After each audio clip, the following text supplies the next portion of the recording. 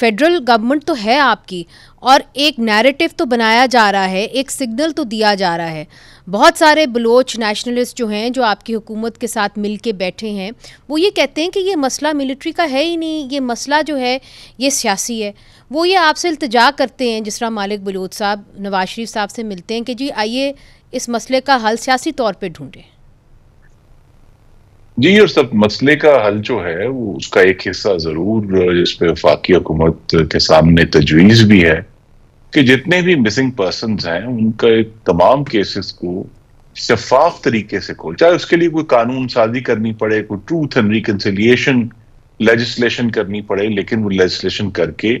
इस मामले को जो अब 2012 से चल रहा है, अब हमें एक फैसला कुन तौर पे आगे बढ़ना है और इसको इंशाल्लाह मुकम्मल करना है। और जो उनके लवाकीन है, मिसिंग पर्सन जो सारे हैं वो विक्टिम्स नहीं है, उनमें से कुछ लोग टेररिस्ट हैं, कुछ अफगानिस्तान में हैं, कुछ वाकई जेन्युइनली जिनके साथ जुल्म हुआ है। लेकिन वो सब चीजें जो हैं उसका एक तरीकेकार जो है वो, अब इस जख्म को हम ज्यादा रिसने नहीं दिया जा सकता, क्योंकि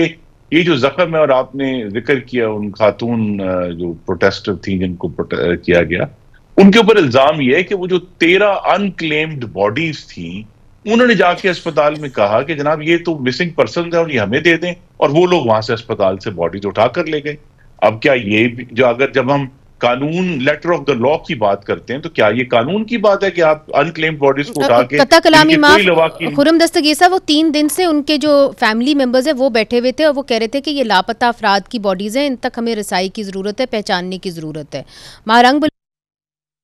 हाँ, तो यही मैं कह रहा हूँ कि ये जो इश्यूज हैं जिसपे वहां की बलूचिस्तान हुकूमत का क्लेम ये है कि ये तो वो लोग थे जो जाफर एक्सप्रेस में